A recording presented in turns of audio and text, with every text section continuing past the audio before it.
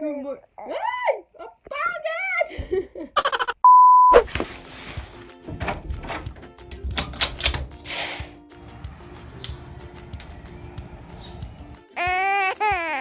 Good morning, my Simon. Bangon na, ha? Bangon na. Boom! May muta ka, baby. Let's remove it.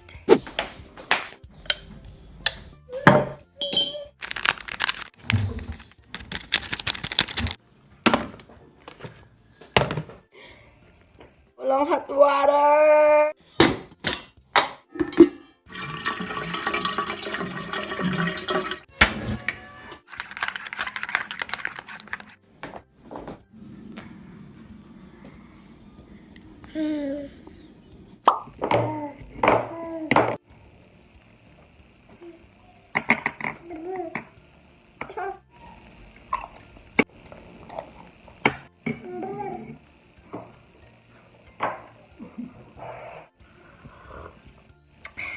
Kopi ko.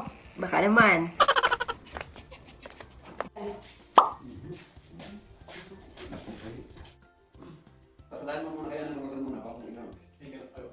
What up, ganyan? Good morning, everyone. Hindi pa pala ako nakapag-intro, kaya mag-intro muna tayo.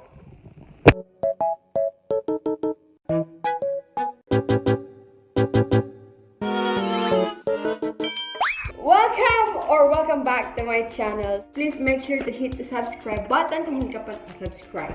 So ayun na nga, naumpisahan na din natin dito sa ating salas at kusina. Ayan, kanina pa nagpapansin sa video, isama na nga natin ang ating karpintero. Say hi naman dyan! So ayun na nga.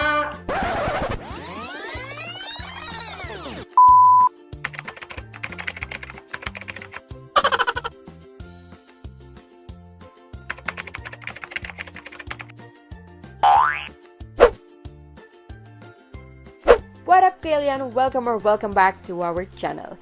This video is part 2 of our home renovation. Kaya kung hindi mo pa napapanood yung part 1, which is the room makeover, ayan, ilalagay ko yung link sa screen.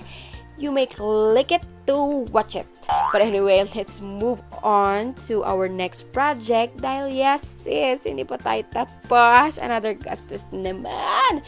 But it's okay, guys. If you're interested to see kung anong ginawa namin dito sa nakikita nyo ngayon sa screen, just keep on watching.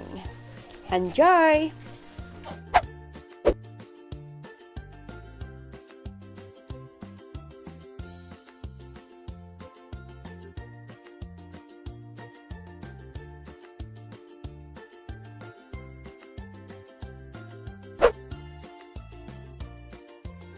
Okay, so dito tayo maghanap ng mga i-recycle natin. Ayan yung mga kahoy, maghanap tayo dyan na pwede natin gamitin.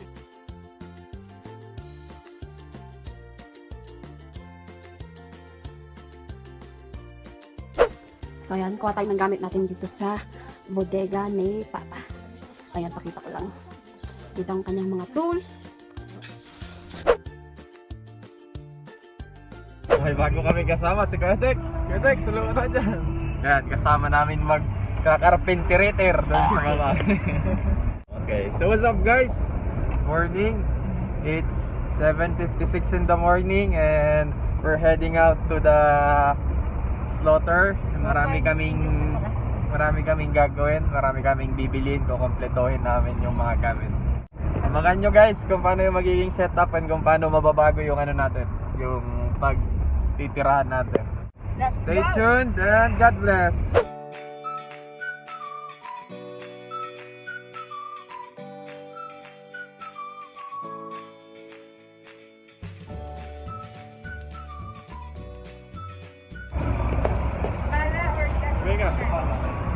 Venga, look.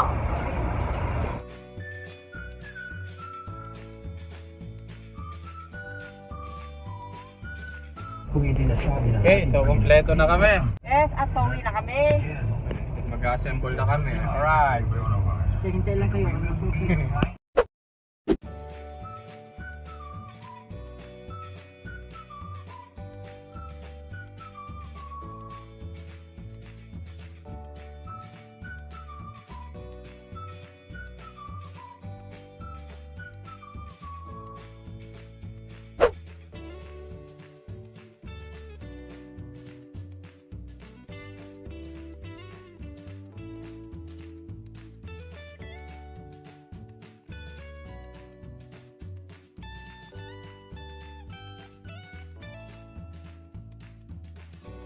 Hi guys! Say hi. So, ayan. Patapos na yung room namin. Kaya meanwhile, inumpisa na rin namin dito sa salas. Paano yun ang hair ko? Mapapansin nyo, iba yung kulay dito kasi dito yung magiging sofa. Ayan. Basta yan. Mas darker siya na gray. Tawag ko lang pa yun. Oh, pag mo ididikit yan kahit saan na naman ha. La! Sasabi lang. Dugyot ka nga talaga nga. So, ayan guys. Maumpisa na rin natin sa wakas dito sa salas. At next na rin sa kusina. Konting araw na lang, anak! Lilipat na tayo sa bagong bahay natin. Yay! Pakita mo naman masaya ka kumari. Problemado pa ata. Oo, nakatulala. Bakit ka masumigsilip?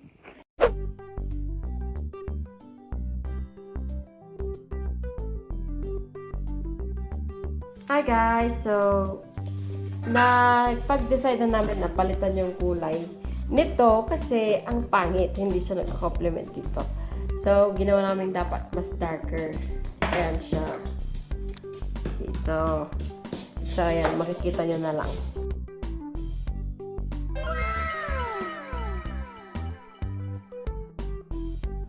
So, nakapag-paint na tayo dito sa living area natin. At hindi ko alam na inumpisan niya na pala dito rin.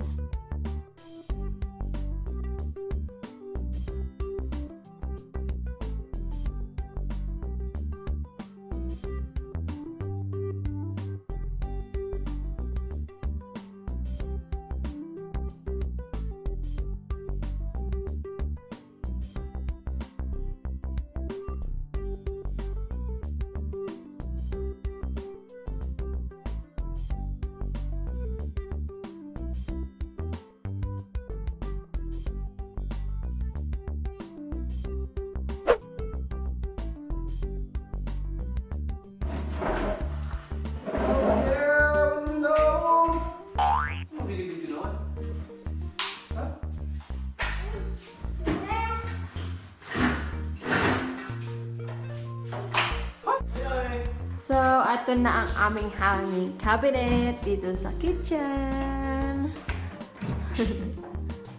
Ay, anong tawag dito sa cabinet na to? Hindi hanging cabinet. Hindi. Overhead cabinet. Oh, Jesus.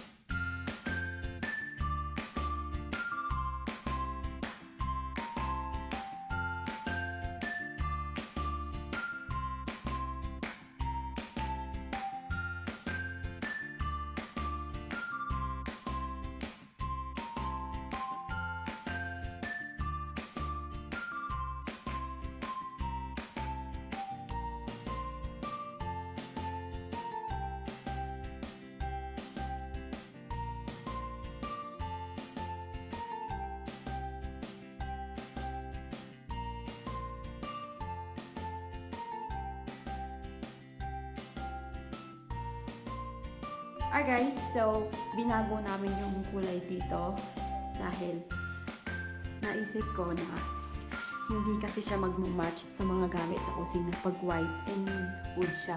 Eh, halos lahat ng magiging gamit natin dito ay black and wood. Okay?